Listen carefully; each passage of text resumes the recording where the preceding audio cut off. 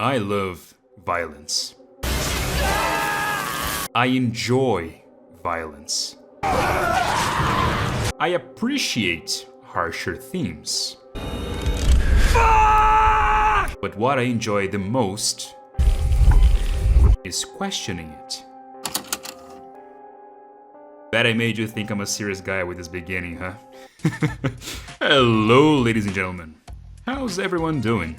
My name is Cyber. And what is it that attracts us to violence? We have two answers for the same question. The first goes as in the fact that violence is etched into the roots of our beings, not as pure malice, but as a symbol of agency, transformation, and raw emotion. We are drawn to it not because we crave harm, but because it reflects conflict, power, release, and consequence. In fiction, violence becomes a ritual, a dance of survival, justice, revenge, or chaos, echoing something primal within us. It strips away the masks of civility and reveals character, and sometimes even ourselves, at our most honest.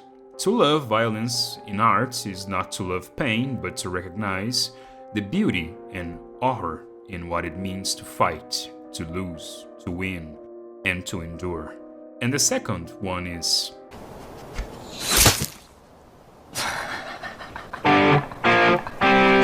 but where it gets really interesting is when you take violence beyond just mechanics. When you make a story out of it. When you push the idea further and explore what violence leads to. The cycle, the consequences, the existential weight of treating violence as a means to an end. Hotline Miami does this masterfully. It never screams, "Violence bad," in your face, it just lets it marinate. Jacket is one hell of a quiet character. He doesn't question anyone. He just answers the phone, gets in the car, and does what he's told. It's raw, it's detached, and that is what makes the message hit harder. You, the player, are left to draw your own conclusions. It's less is more storytelling done right. Now compare that to The Last of Us Part 2, which constantly reminds you over and over and fucking over again how tragic and horrible everything is. Yes, it's bold. Yes, it takes risks. But boldness without good intentions turns into pretentiousness. And what's worse, it becomes exhausting. Hotline Miami is fun, addictive, replayable, despite its message, or maybe even because of it. It trusts you to see the cracks without spilling them out. The Last of Us 2, it's weighty, overbearing, and just not that fun to revisit. And that brings us to a broader point. The cycle of violence is not a new theme at all, man.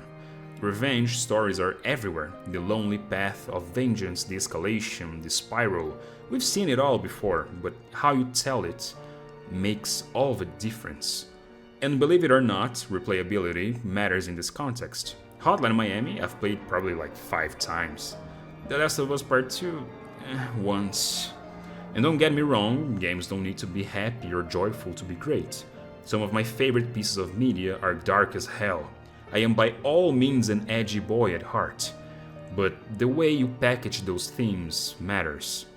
And speaking of games that nail this, Modern Warfare 2. One of the best shooter campaigns of all time, and I will die on that hill. And it has one of the most controversial yet powerful missions in gaming history, which everybody knows already. No Russian yet. God, that was so fucking bad, I'm sorry. And it all starts with a simple warning. At first, you're just thinking to yourself, wait, what's so bad it needs a warning? And then, it hits you.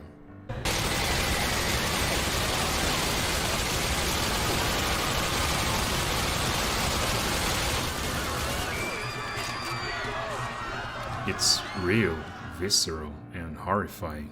You commit one of the worst acts possible, not because you are evil, but because you chose to see it through. Curiosity, detachment, obedience, whatever the reason may be, you just do it. But here's where things get interesting. Makarov doesn't care about killing. He uses it as bait. He frames the United States planting your American body at the scene to ignite a war.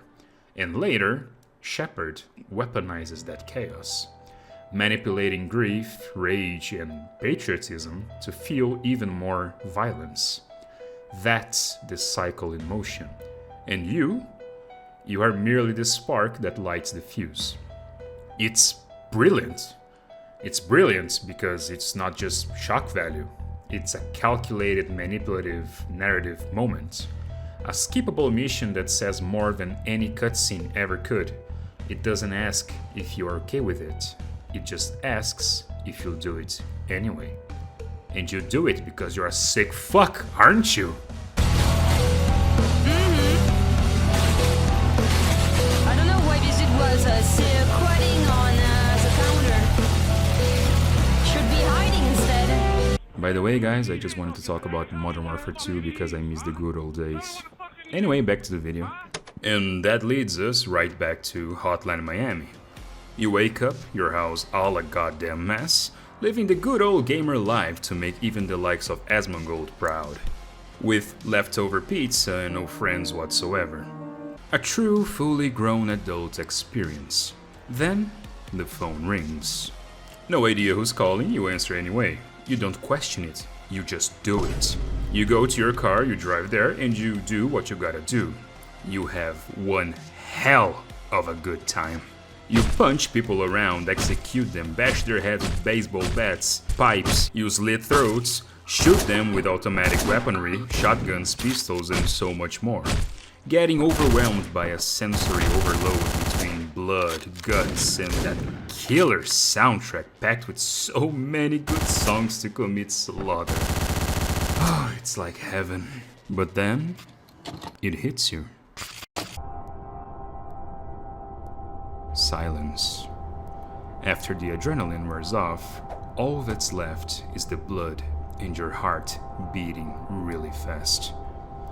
The weight of what you've just done strikes you, and as you backtrack to your car, where it all started, it all clicks. This is absolute cinema. Games like Hotline Miami live in this weird limbo where gameplay and narrative dance together. And you can see it in other games too, but so is it with the opposite. Like Nathan Drake or Lara Croft in these AAA games, whom are charming and loving protagonists in their cutscenes. Meanwhile, on the gameplay, God have mercy on our souls. And the same goes for Ellie and Abby, so when they start being condemned for doing what the gameplay forces you to do, it feels off. When you design a game around killing but then judge the player for doing it, you've lost the thread. That's not bold. That's bad writing. I'm not here to regurgitate every analysis of The Last of Us Part 2. I mean, come on, there are like thousands of videos for that, and you can check them all out, or you probably already have these past few years since the game released. But I will say this, I respect the attempt, unlike most folk, if not every single one of them. It takes guts to do what Naughty Dog did with a beloved IP, even if it failed in execution. I get the vision. I even welcome it. But here's where things get twisted. Here's the truth. It wasn't polished. It wasn't made with the clarity or trust that games like Hotline Miami, Spec Ops, or even Modern Warfare 2 have. And I think that's why it didn't land for most people. And you know what? That's okay. We all can learn from our mistakes. That's why I get the message. And pass it on behalf of all the rageful gamers that suffered through it, just like me. Naughty Dog, I forgive